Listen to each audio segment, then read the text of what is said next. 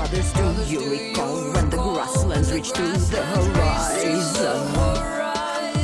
And the deafening roar of countless wings overhead. Back when Rome was a village and Britain the Emerald Island. Before we gave up on our future and buried our dead. So, this is going to be our episode number 23, and we are exploring the Scythian world. I have used quite a bit of resources here. Of course, as always, shout out goes to Marvine. Shout out goes out to the Bushwhacker podcast. I've taken some of the information from there.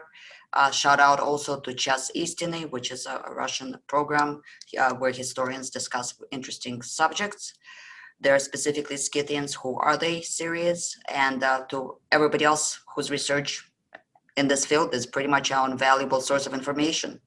There's going to be a lot of images in this particular episode, so I'm just going to do a little reading from book series. It's by, again, a Russian author. His last name is Nikitin. It's a pseudonym, and he wrote this kind of convoluted fantasy series. So this is from a fantasy book, but I think it's a fairly good image of the world that we're about to enter.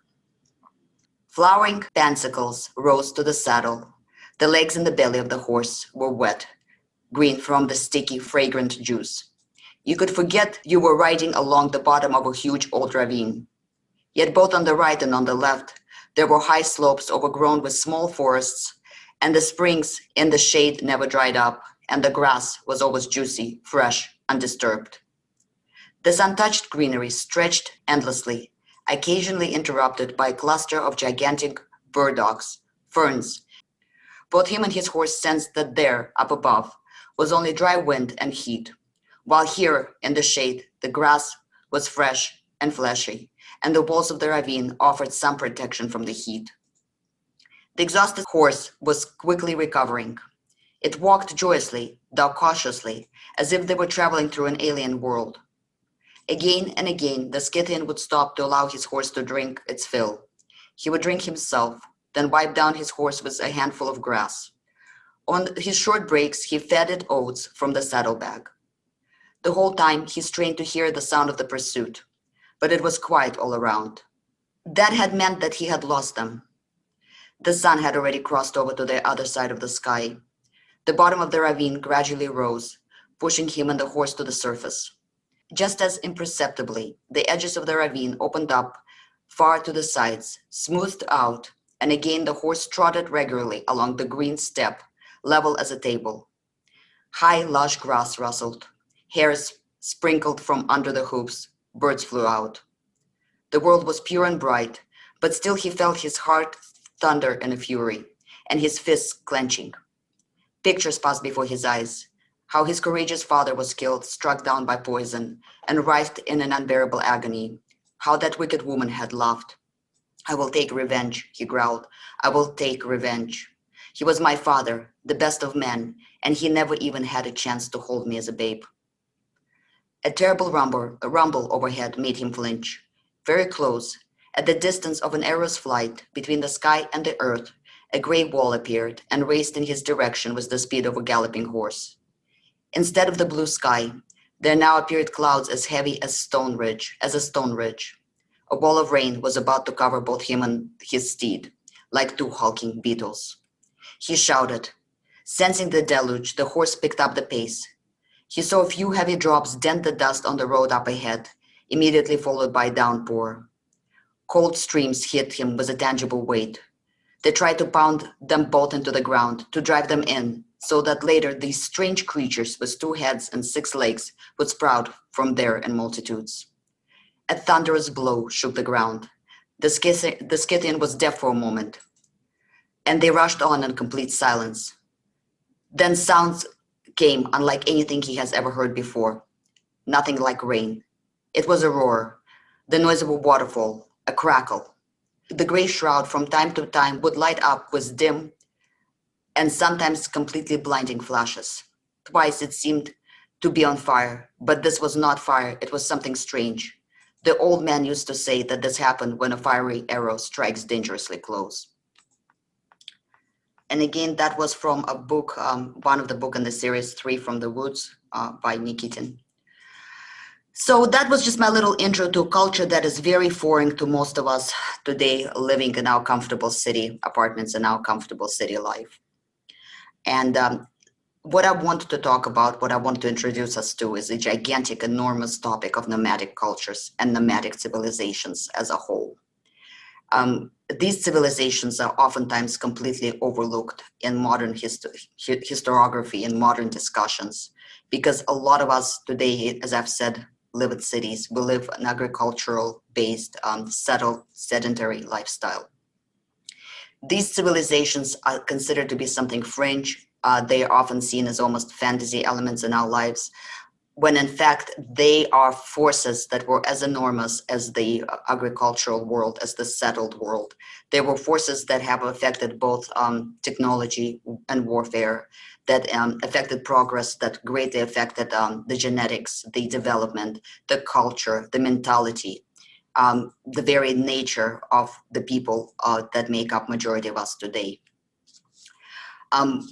So what are the nomadic cultures? I mean, what are the nomadic civilizations? What are their main properties? What are their main qualities?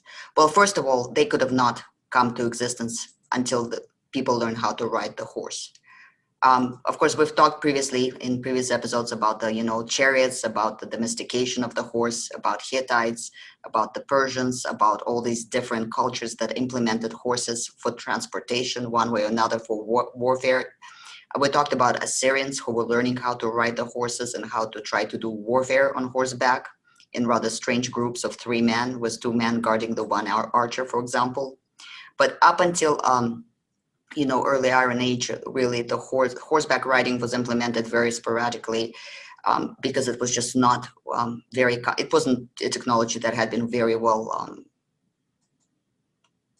developed, and it hasn't been very far advanced, and people basically just used it as kind of a news, a kind of a what's the word, novelty, occasional behavior, and not something that they used in their daily life necessarily, and certainly not in warfare and in migrations.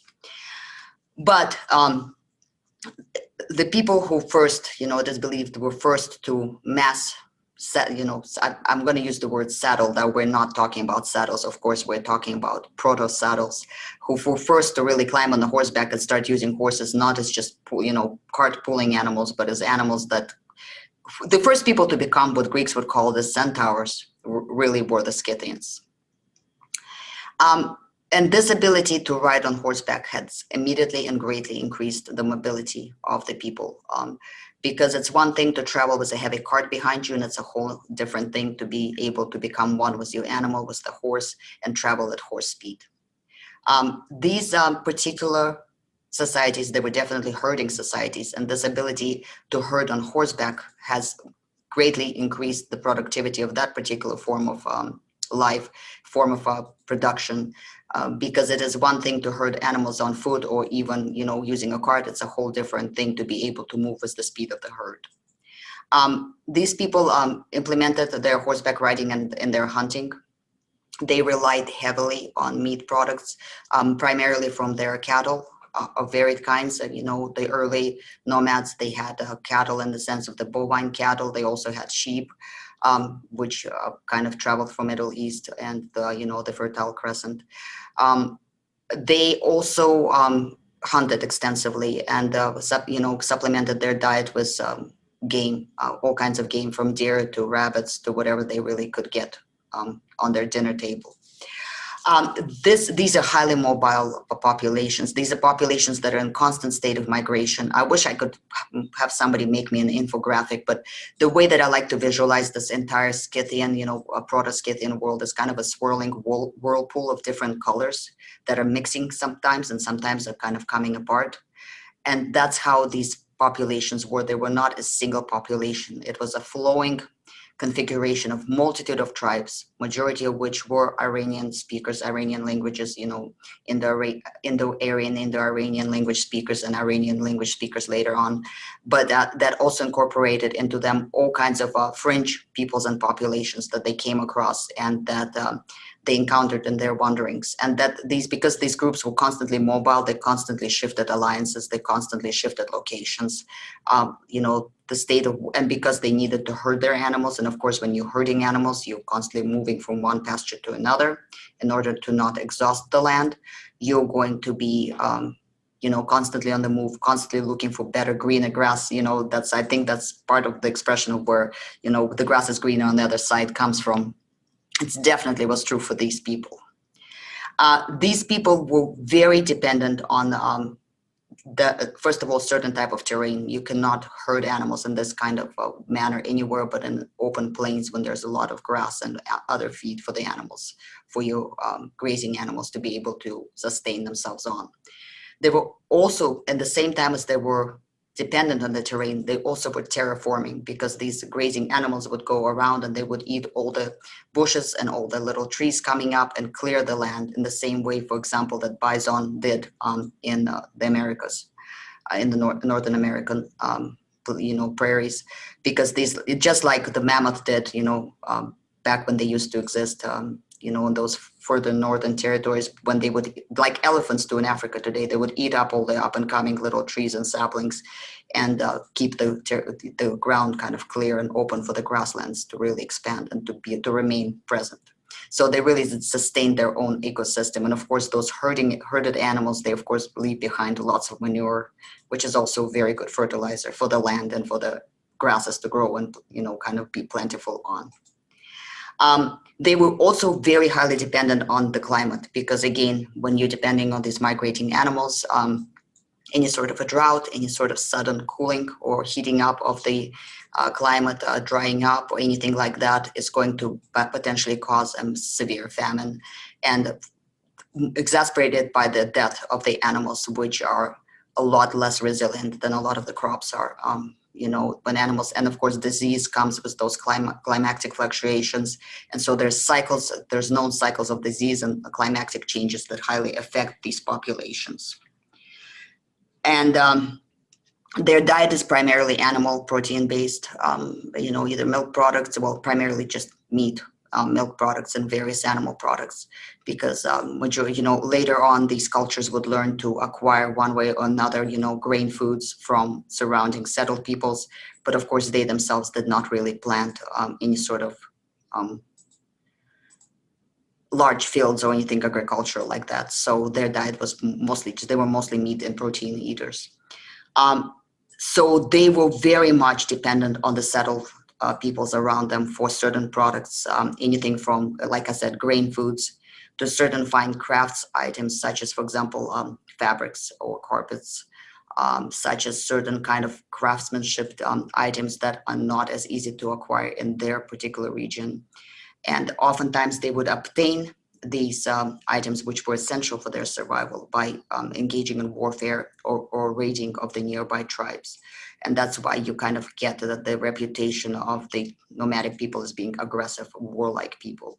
But they also engaged in trade quite a bit, and whenever possible, they also exchanged the excess of their meat products for grains and for other items that they needed from the settled folks.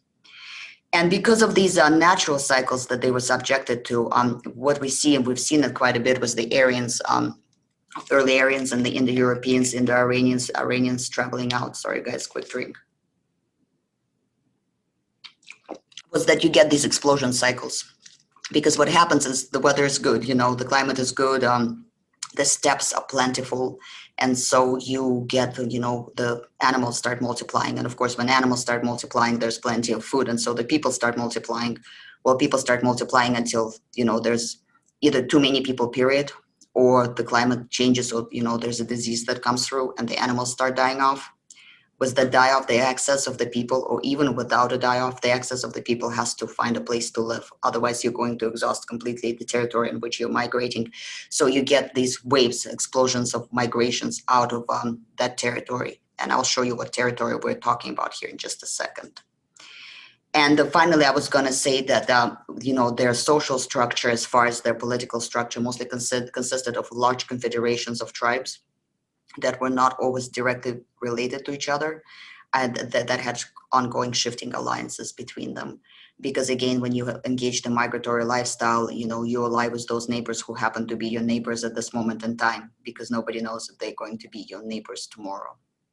So that's the overall kind of traits of the nomadic civilizations. And I just want to say a couple of things about the impact that the nomadic civilizations have left on the modern world. I mean, first of all, their migration and the constant waves out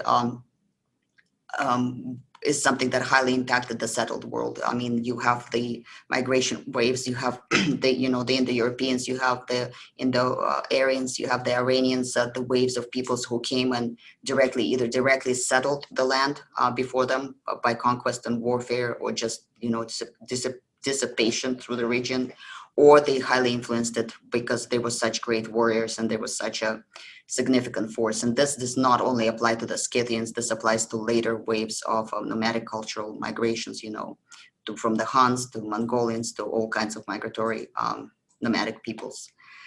The second thing is that because of the constant warfare that they were engaged in, you know, their presence highly stimulated the growth of weapons technology in the settled peoples as well, because you get this competition between the nomadic cultures and the settled cultures. And so the weapons keep getting upgraded and upgraded, the defense systems and the offense systems keep getting improved with each passing moment in time. And so the evolution of modern warfare is very much, very much owes to those nomadic peoples who constantly posed a threat at the edge of the settled civilization. They introduced horse and horsemanship to settled cultures and introduced horse as an element of warfare. As late as, as late as Middle Ages, they were involved in active warfare. They influenced, the Middle Ages Europe in the sense of knights, and knighthood is something that is definitely inherited from those steppe peoples, from the Alans, for example. But they also spread the use of iron widely because they migrated so much. Moreover, they facilitated cultural exchange between different peoples and regions, because they traveled so much and they traded so much, or they raided local surrounding tribes.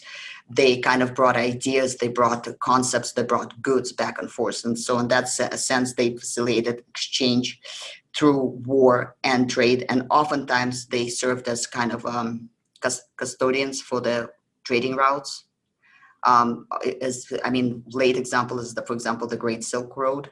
But this was always a function of the nomads, even as far as Africa, where nomadic tribes oftentimes served as custodians and guardians of the trading routes, because it was in their best interests. They destabilized and collapsed major cities and civilizations, and we will talk a little bit more about it, but during their kind of explosion waves. They were often incorporated in local armies as mercenaries, or integrated into the military as entire units of entire tribes, sometimes, for example, as was with the Roman Empire. Oftentimes, certain peoples, instead of forming their own cavalry, preferred to just straight up hire nomads to be part of their military units.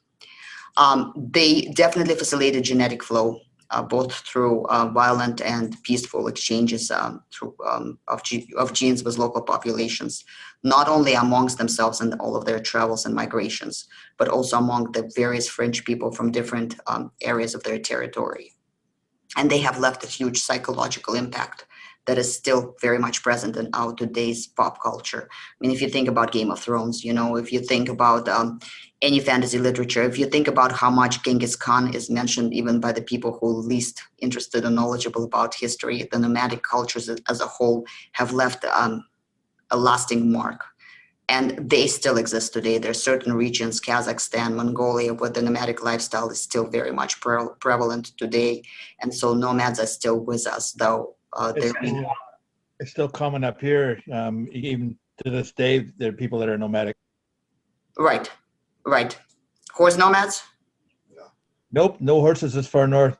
But they're definitely meat eaters, like the Gwich'in, which means people with a caribou. That's literally what the word means. They have a range, and there's certain hunting areas that they go to at certain times of the year, and that's only slowing down after they built the road in the F70s. Right. Even though they still have their ranges and stuff. Right. And I'm trying to pull up a map real quick.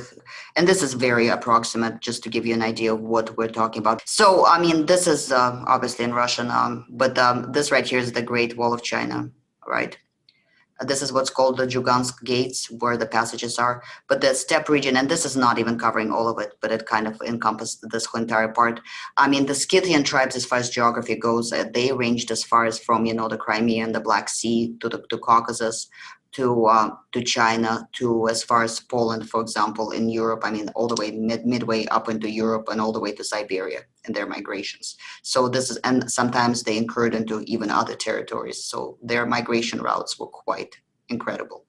And some of these tribes literally traveled from one end of this territory to another. Modern day Kazakhstan, for example, is very much considers itself to be kind of a descendant of that culture. Mongols, like I said today, even though their territory has unfortunately shrunk significantly, they're still migrating and live mostly migratory lifestyle, to where their capital city is really just in a way, a big camping ground where you have the downtown, and all around you kind of have basically posts with all the utilities attached, your telephone, your Wi-Fi, your gas, your, sewage, and people go out and they migrate and they perform their, yearly routine, and then they come back with set up their tent and plug everything in and pay their bills, and that's how that works. And that's one place I really, really, really want to visit. I'm going to stop for a second and see if anybody has any input. I actually have a question. This might be kind of random, but it's something that was never tackled, to my knowledge, in my education, and that would be about, so these nomadic people are typically meat eaters, at least to a large amount.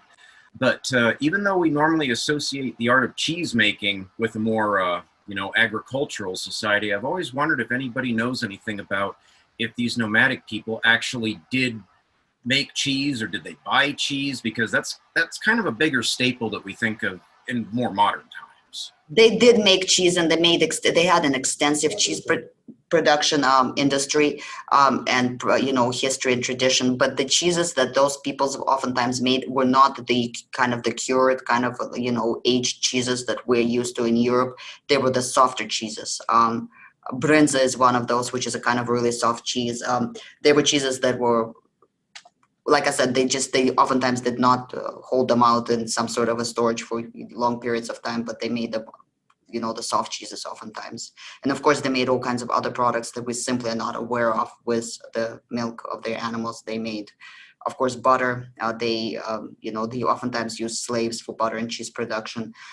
They made various alcoholic beverages, and lots of other interesting things with milk products. So their usage of milk products is far more extensive than ours, which makes sense. And their ways of preparing meat is also, we'll talk a little bit about their, culinary tradition. David, did you want to jump in? Okay.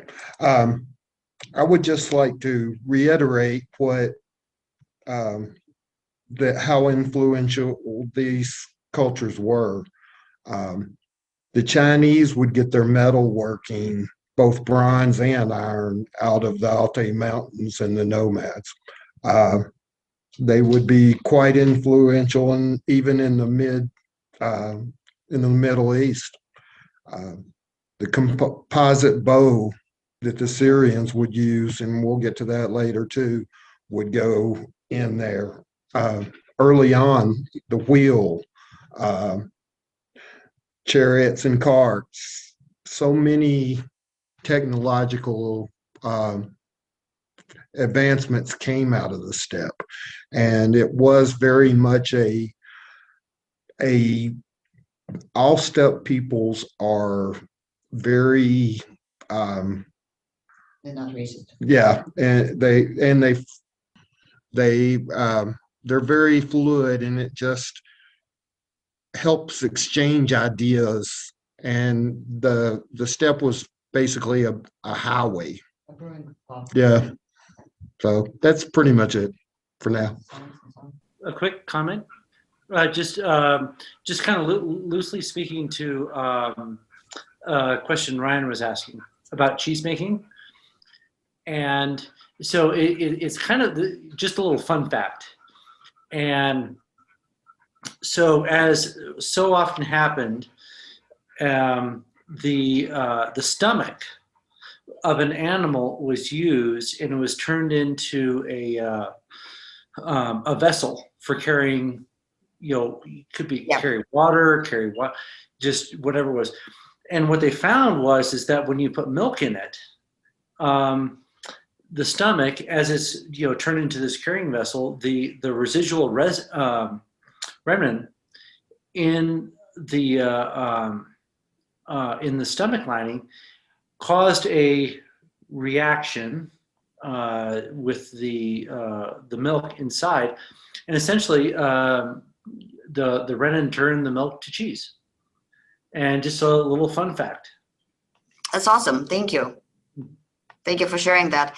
Another huge impact that I did not mention, and I should mention it, is that the early Scythian cultures, these Iranian speaking. When I say Scythian, in this context of this podcast, I do not mean the individual tribe of nomads that normally was referred to and exclusively was referred to as the Scythians by the Greek authors. I'm referring to the entire Scythian world, all these early nomadic Iranian language cultures that traveled around and that intermingled with each other. So it's an umbrella term I'm including in this term.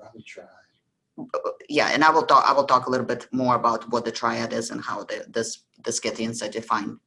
But one important impact of these early nomads that I did not mention is the way that they reflected later on in the Han and the Mongolian cultures. First of all, they heavily admixed with the early Mongoloid people to form what's now known as the Turkic or Turkic and English language peoples, which are the peoples really of the steppes today. Mongols, their formation, they were heavily involved. A lot of the technologies, a lot of the traditions, even religious and various spiritual beliefs transferred from the one culture onto the other. So Mongolians have definitely improved and significantly advanced some of these inventions, but those inventions originally belonged to the original steppe peoples, the first peoples really to domesticate the horse, so to speak. Alrighty.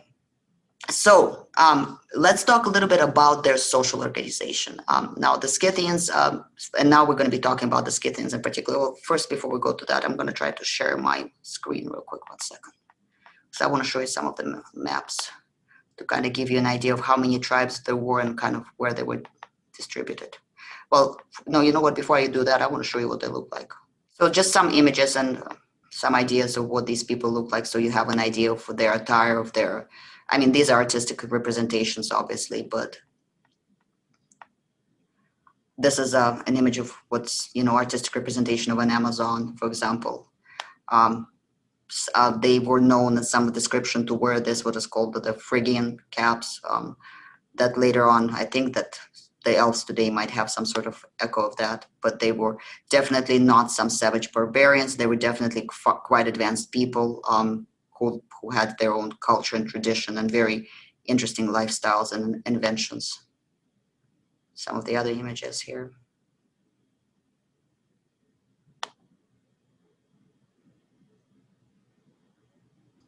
So let's talk a little bit about the Scythian Triad. Don't ignore the text here, it's in Russian. But so how do archaeologists define a culture to be part of the Scythian world, Scythian kind of area of influence culture? They use what's called the Scythian Triad, and that's specifically the kind of weapons that are found in the burials, and that would be the Akinak style short sword. It would be the very particular Scythian animal art style, which we will talk about in further detail, and it's a very specific kind of horse, headdress and so on. That was used, horse gear that was the things that go on the side of horses' cheeks, the part of it's not just the halter, it's the decorat, it's part of their, basically the way that. You're thinking the bridle? No, it's not the bridle. There's specific decorative things that went on the side of the horse's mouth and went out like this that are very particularly Scythian, but that's the third part of the Scythian Triad. They were very specifically shaped items with specific holes in them for the different belts to go through. So this is another image of the Scythian Triad.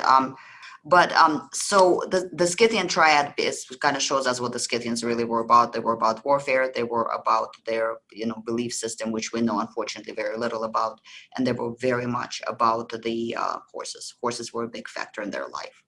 Their social organization, they were very much based on tribal and clan units. Their economy was very much based on this group, management of herds, because I mean, when you're dealing with very large animal herds, it's not something that you can manage with a one single, boy out watching on the pasture. You have to have multiple people, just like with cowboys, in Americas, when you have enormous herds, you have to have a number of people working together, cooperating to keep these animals in line.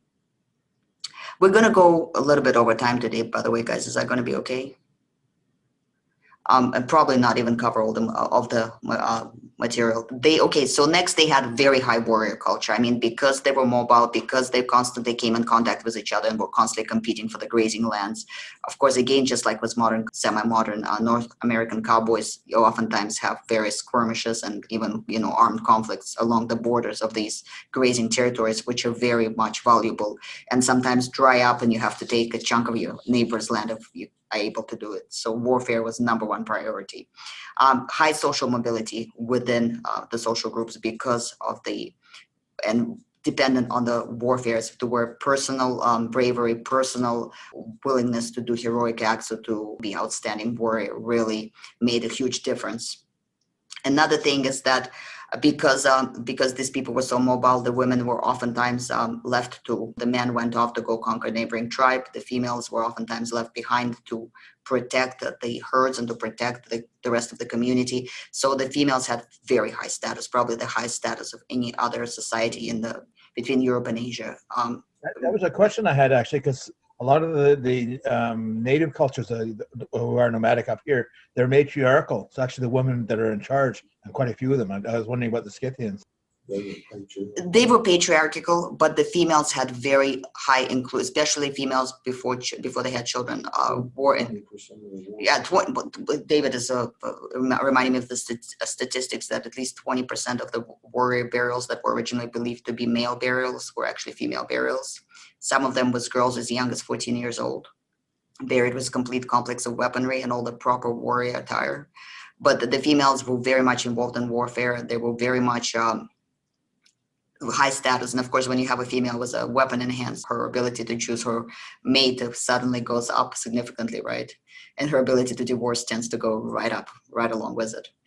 So I want to have a completely separate episode on Amazons, as far as the Greeks are concerned, and as far as later European chronologists are concerned, because Amazons is a legend that take their roots from these early Scythian societies where the women were warrior, and oftentimes you didn't know whom you were fighting. You were fighting a man or a woman, because in the steppes and the cold weather, they dressed about the same. And the difference between a young man and a young woman was not always apparent until, like Achilles, you kill her, you take off her helmet and go, oops, I'm in love.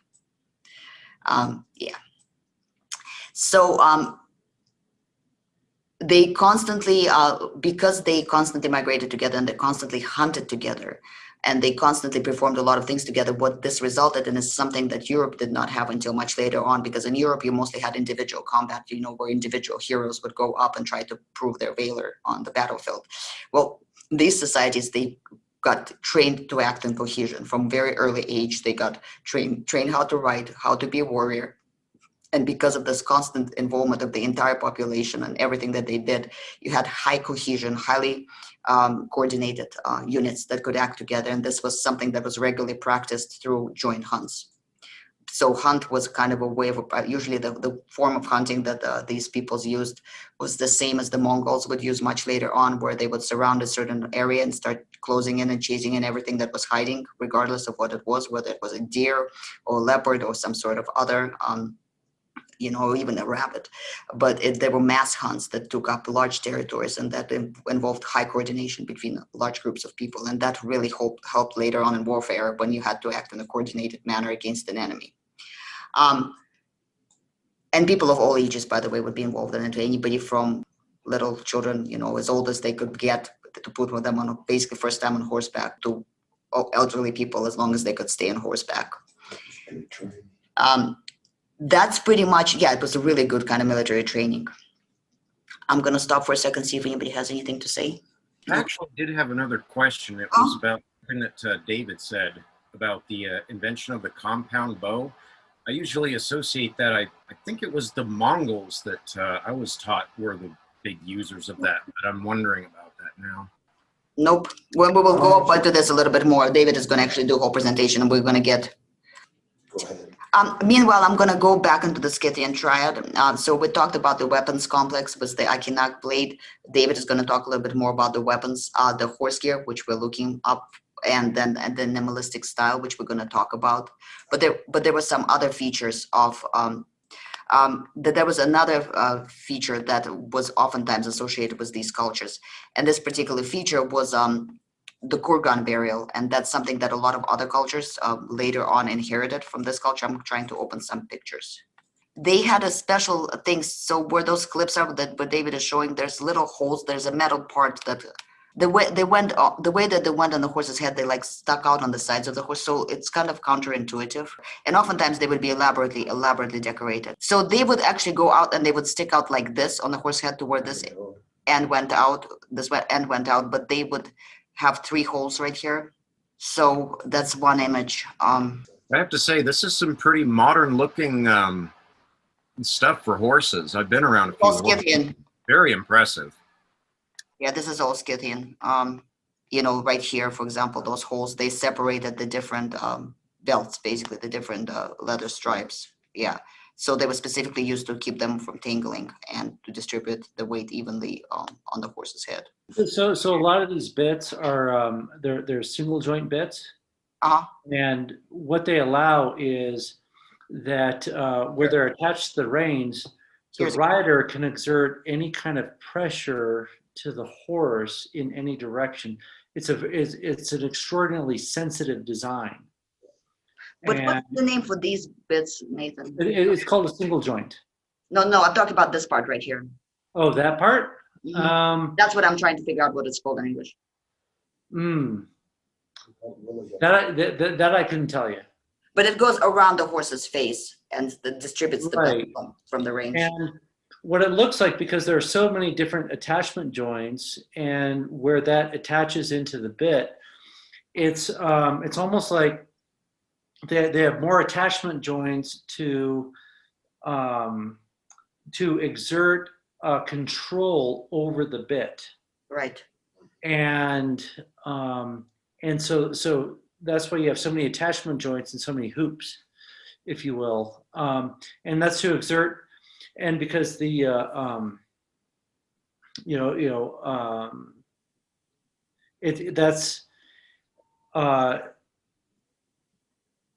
and it's so the rider can exert the horse's mouth is incredibly sensitive, and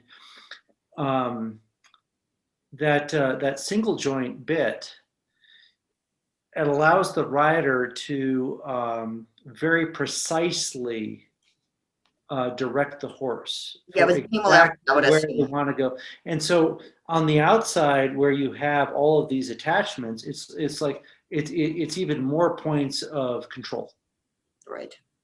And that's I think that's the point, because they were known to be precision riders and just really fine horsemanship. And usually things are very complicated when they first invented, and then become more and more streamlined as time goes on, basically. And then I was going to show you some images of the kurgan, so I don't know why I just stopped screen sharing. So this is an image, and it's a Kazakhstan kurgan that is still present. Some of them are extremely enormous because they're usually used for generations, with people being underburied, not only by the Scythians, but by much later people. Here's an excavation, of a kurgan, obviously a couple centuries back, but they have quite elaborate, construction inside of them, usually the burial chamber. I have a good picture of this. So the burial chamber would usually look something like this, where they would build like a wooden house, and they're like a platform with a thing, and they would have very elaborate funerals with, a lot of burial goods, oftentimes horse sacrifices, human sacrifices, and all kinds of and lots of gold, lots and lots of gold. I mean, sometimes there would be multiple horses buried, and what would oftentimes happen is as time went on, because the skurgans, as I showed you in the other image, they stood out on the steppes, I mean, for miles and miles away, because when you have a steppe, you have a really flat kind of surface and not much orientation points. Well, those skurgans, those burial mounds, they would be the points where people would be able, they kind of would be like almost signposts to where you are, location markers to those who were familiar with the terrain. And so, because they were known for centuries, different cultures, I mean, first different peoples and different cultures would come and start burying their deads around the perimeter of the skurgan, adding them to the original burial. And so even if a kurgan was originally intended to be kind of a single burial situation, here's one, for example, I mean, even if it was intended to be a single burial situation, oftentimes it grew into this enormous mound, really. I mean, and these are like all over Ukraine, all over Russia, all over Kazakhstan, all over that entire steppe region. They're huge.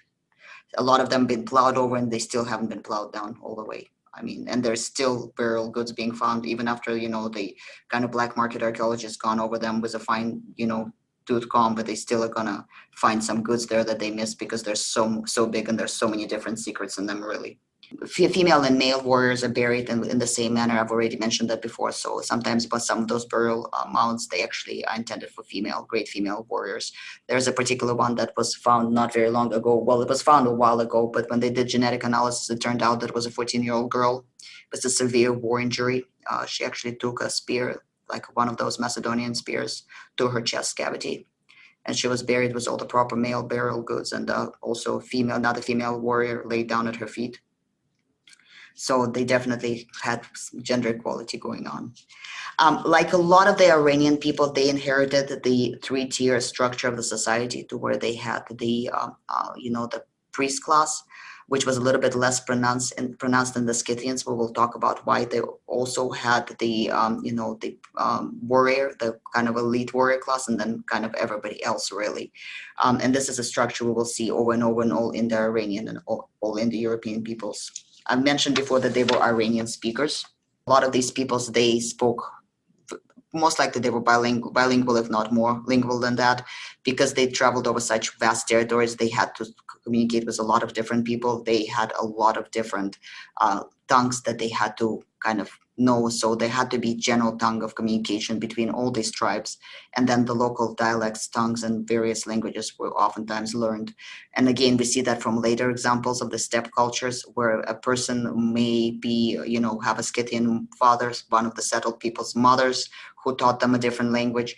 Their sister might be married to somebody with a third language. And so oftentimes a person would know, anywhere between 3 to 5 languages, really, just from childhood, just from the society they grew up in.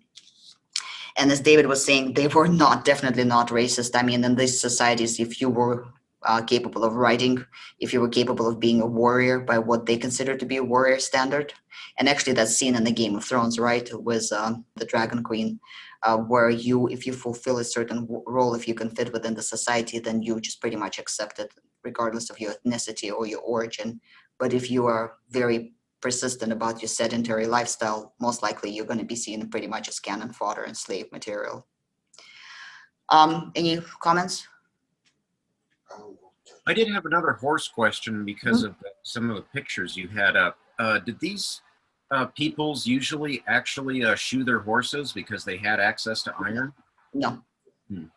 No, they had no use for it because they were mostly traveling on soft terrain. I mean, mostly just natural ground. So there wasn't, Romans started shoeing their horses because they were using a lot of kind of paved roads, but none of these early cultures were shoeing their horses. There was no reason for it, really. And David is going to jump in for a second unless somebody else. Nathan? Very briefly. So 2 things. One, so in popular culture, contemporary popular culture today, in the Lord of the Rings movies, the writers Rohan are very Scythian. And so just that's one observation. And the other, again, getting back to one of Ryan's questions, is with regards to the compound bow. It's the Recurve Compound Bow. And the understanding that, so the recurve limb design, as the bow is drawn back, the limb unspools itself like a coil spring, if you will. And And also it's a composite bow. It's made of a lot of different materials, horn included. And as the string is released and the limbs pull back, there's an accentuating effect, like a addle, a spear and addle effect on the string, which accelerates the string and thus the arrow. So it's a compound action. And the beauty of the design is that they're very light and they're very short for their available power, and makes it very good for mounted cavalry warfare. Right. Okay, now I'm silencing and letting David jump in. From a 600 BC one they found in a China cemetery. It is incredible. And as Julie said a little bit ago, the Scythian bows were actually more complex than the later Mongolian bows of that 1500 years later. They were made, this one that they described in this link, I will put in chat in a moment, has a horn core. It has 2 layers made out of 6-inch pieces of wood that are glued together with 2 types of glue. It has a horn belly, and it has a sinew backing. And even some of them, the Hunnic bows and then the Mongol bows, would have little bone plates that supported the bow at weak places, for the places it was prone to break. The whole thing would be wrapped in either silk or sinew, and they were the most valuable things most herders would ever own. They were works of art. They can have pulls of 50 kilograms up to 100 and even up to 140 pounds. To make a longbow or something like that, it's got to be 6 foot long. So real quick, so I just wanted to go over the religious. I'm going to try to shoot through the rest of this. I don't think we're going to finish it all in one sitting, but wanted to go over some of the religion practices. So first of all, who were the Scythians? Where did they come from? We've talked about in the previous episodes about the migrations out. The early migrations was the Mitanni, was the Hittites, was everybody else. The Persians kind of exited one direction. The Indo-Aryans exited on their journey to India, and what you wound up with is people who were left behind. And how do we know about the fact that these peoples are not part of what later became the Persians, and they were not a part of really the people who later became the Indians, some of the peoples in India? How do we also know that they were Iranian speakers? Well, first of all, there's some of their original words they were not non-writing culture. They had no written text, so unfortunately we don't have any written evidence from them themselves, but we have a lot of their names that are recorded by various cultures. And so some of the linguistic analysis and some of the local analysis of local place names that still remains from Scythian times, surprisingly enough, and a lot of the words that were borrowed into other languages that exist in little individual names and so on and so forth. So those words show us clearly that they were more closely related to the Iranian speakers than anybody else. There's also another interesting term. So we remember that the Indo-Aryans, they used in their language the term for God was the term devos or devaus, Dayavau, which is that they worshipped. We'll call them devil worshippers, not devil, but devo worshippers. That's basically just DEVO. And that the Iranians, they called their gods, specifically the gods that they worship, they called them Ahura. But when the Iranians wanted to use the term for gods in general, just all gods out there, other people's gods, they used a different term. And that term was Baha or Bahi. And for example, in Slavic languages to this day, the word Bog originates from that, Iranian term of Bohi. Bohi was basically spirits in general, deities in general, greater forces in general. Another term that is presently, still exists in the Slavic language and was very much, it appears in a lot of more ancient Slavic writing. For example, the word about Igor's campaign, I guess would be a way to translate it. It's a very famous early Rus document. There's a word that's called div, or divo in Russian language today. There's a word that means to be surprised or to be awed, and it's to divitsa.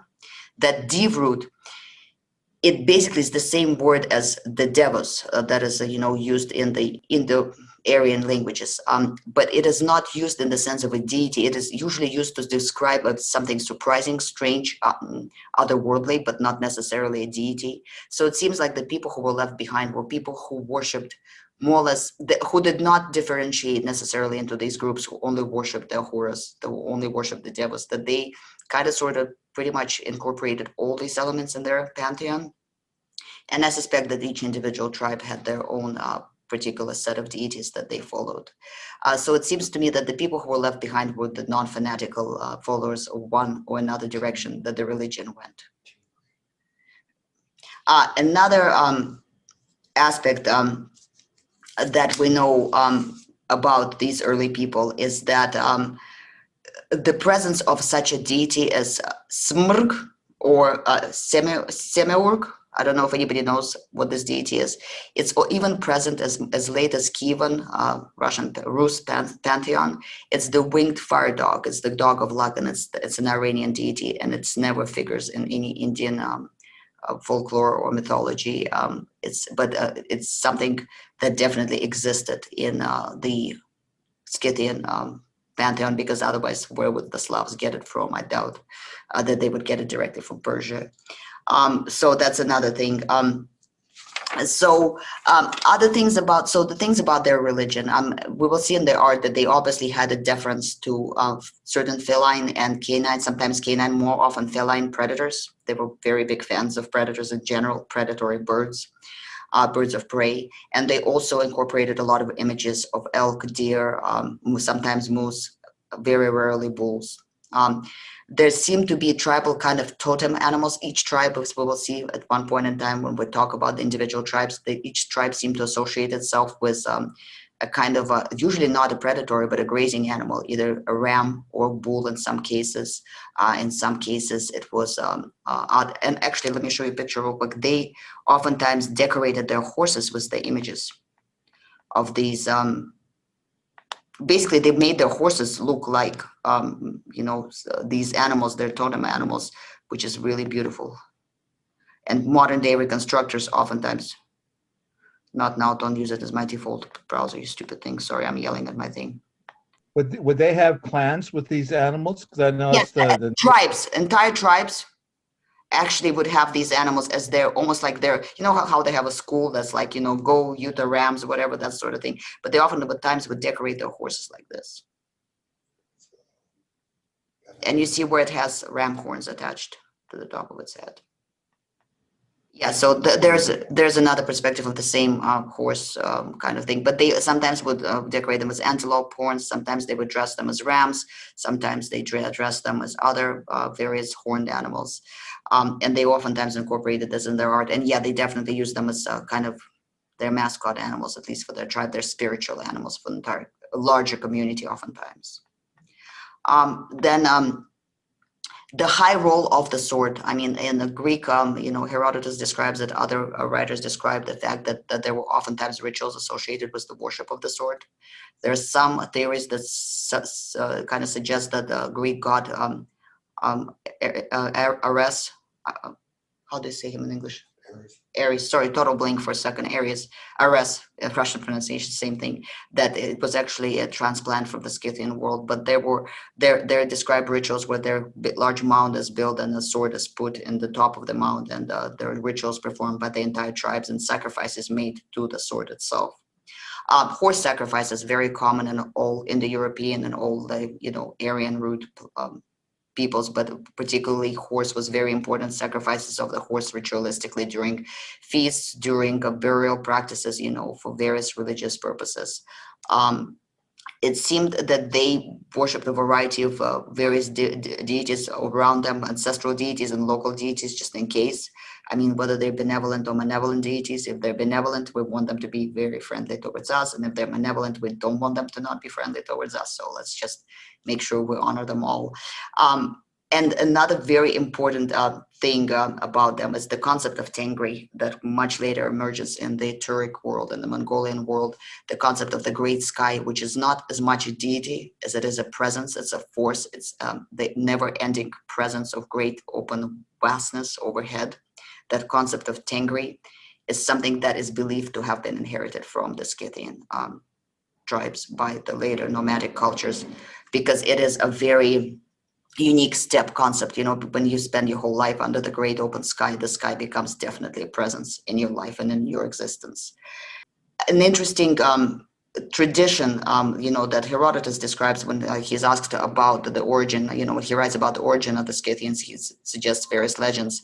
But one legend, there's some reason to believe that it might have been Scythian in origin. That suggests that Scythians may have originated from partially settled peoples, because there is a story that the Scythians themselves told that there were 3 sons, of the original king, and that 3 objects fell from the sky, 3 golden objects. And one of those objects was actually yoke. So, basically the story goes that these objects fell from the sky, and it's something you see it in Greek mythology, you see it in a lot of mythologies around the world. But one of the children of the great father was supposed to pick those items up, and everybody who tried to touch them burned themselves. And then Targatai, who was the youngest son, wound up being able to snatch up these objects.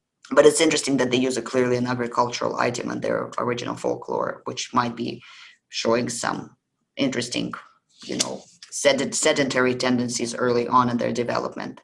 And the last tradition that is very unique to the Scythians, that was described by Herodotus and some of the other Greek historians, and actually some of the partially Scythian or settled Scythian historians, is the tradition of the interesting fortune tellers, caste, not class, whatever you want to call them. So the story goes that among the Scythians, there were certain people who were born to be male, but about the age of 20, and they were able to reproduce and have normal sex and look like normal men. But around the age of 20, but maybe a little bit earlier, they would suddenly start losing their male appearance, and they would start kind of growing large and soft, and they would not be very capable of hard labor. They would be very weak physically, but very massive at the same time, kind of like, overflowing. And that these people were it was a hereditary trait that passed from generation to generation. So usually they were able to father children before this disease or this condition hit them. And once that, set in, they were not able to reproduce anymore. They were not considered to be men anymore, but they were considered to be both cursed and blessed by the gods.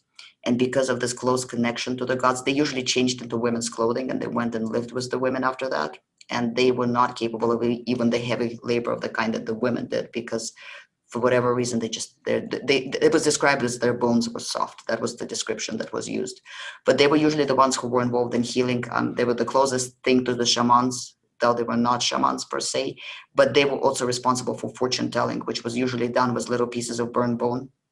And this culture and was very vastly believed in, and they were believed some of the best fortune tellers, around by even the surrounding tribes. But it's an interesting mystery that science doesn't really have an answer for what this condition was and how did it pass on, and how it could possibly be explained. I'm going to go ahead and stop and see if anybody has anything to say.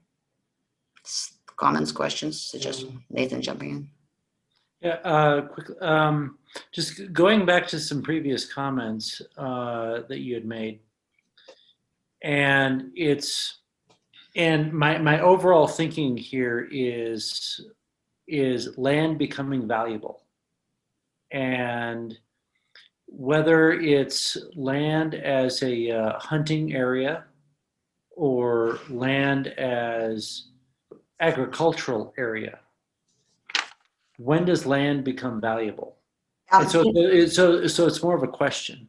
Right. We don't know precisely what the Scythians themselves thought about it, because again, they did not have a written record that they left behind. But if we were to extrapolate by the way that the Mongols, for example, measured their, how would I put it, their domain. So in Mongolian, for example, there was such a term as ulus. So for example, when Mongols conquered Russia, they called it ulus Juchi. That was domain belonging to Juchi. But what's interesting about that term ulus, it is not a territory, it is not a geographical location. Ulus refers to a group of people plus their herd animals, and not to specific borders of a territory. Does that make sense? So it seems like if the Mongols are any indication of how the nomadic peoples, thought about those factors, most likely they didn't think about it in terms of territory. They thought about it in terms of the resources on the territory, which could potentially migrate back and forth. Related to that, yes, that's how the steppe peoples tended to see. They measured wealth in cattle and horses and that kind of thing.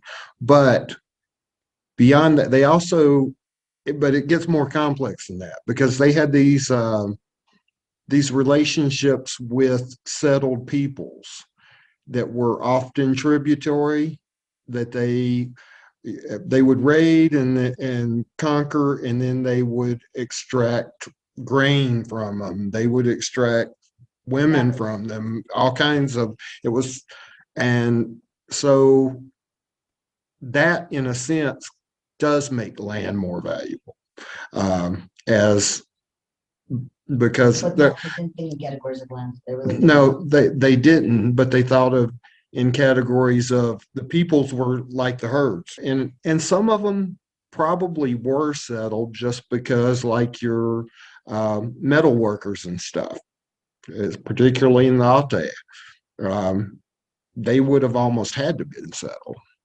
I mean, yes, you can carry a forge around, but I just wanted to mention those tributary because they almost always had them. You have to have for all that fine metal work, you got to have a place to do it. Right. They oftentimes did. I mean, there's archaeological evidence that they oftentimes had portable forges. I mean, and guys, we have quite a bit of material still to go over. So I think I'm going to finish answering this question and then hear if anybody has anything else to say, because we're already over time, and then we'll probably continue on the subject next time, just because. But what I was going to say to answer the question, I guess what I'm trying to reiterate is that they didn't think of people and herds as being attached to the land. They thought of the land as being attached to the people and herds. That's what I'm trying to convey here. So they didn't think in category of borders. They thought in category of resources, and the borders were secondary. Thinking of the examples of the native peoples, they didn't actually have land ownership. They would have a range that they would use, and if a tribe was moving around and bumped into another tribe living there, they would just move somewhere else. But you can't own land, and that's their concept. But they would have a range that they would occupy, and they would have the resources and hunting areas and fishing areas, and areas where they knew where things were. But you wouldn't own it. That was the point that I was also just about to bring up, Chris. I mean, you don't own land; you walk on land. Just like you don't own the sky, right? It's the same concept. I mean, it's something, and and there's a lot of parallels, though, even though those cultures evolutionary kind of diverged. Just point out that those same Native American traditions of and even among the civilized tribes of the Americas, I mean, yeah, well, I mean, like the even among the Aztecs and the Inca, for example, land ownership wasn't like it was in the old world. It wasn't even ownership. It was more clans were given lands, not individuals. But that all probably started in Siberia, because those hunting and gathering peoples probably had, which is where most of the Native Americans came from, were from Northeast Siberia. So, and there are language links. There's kind of controversial, but like the Navajo and the Apache and those Dene peoples, yeah, and the Yenisei, there are links, language links even, and several of the Alaskan tribes are also of that language family or proposed language family. But those may well, that view of land can't be owned, which makes sense. I mean, how can you own something that you're going to be here 70 years, and that land's going to be there forever? It's a presumption the way we do it, really.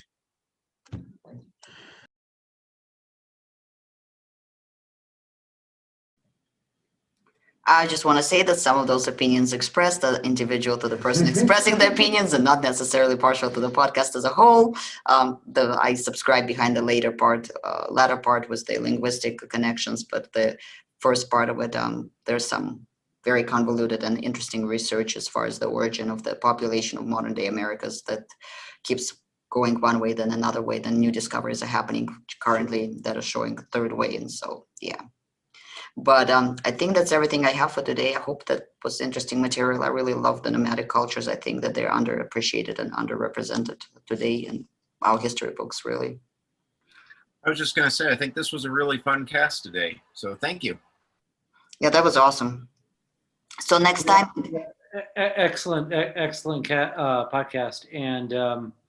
And also, as you talked through the nomadic cultures this evening, there's so much in common today with the nomadic cultures in Africa. It's stunning.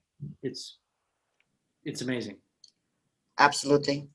Okay, guys, so next time let's plan on the 22nd. I do have a vaccination on that day, so if I'm happen to be dying of post-vaccination, I will let you guys know, but hopefully that will not be the case. So let's just go ahead and plan on April 22nd, okay?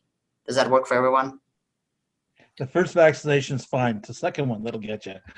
Okay, I'll keep that in mind. I'm kicking my butt today, I tell you, but I've had worse. Okay, I'll be prepared to be in bed for 5, knowing my responses to these things. Yeah, for sure. All right, guys. Well, everybody stay safe out there. Hopefully everybody will get vaccinated. Those of you who believe in vaccinations, those of you who don't believe in vaccinations, start believing in them because they save lives. If you really don't want to believe them, and you don't have to. But okay, then we will continue with our wonderful Scythian world next time. And thanks for joining us, everyone.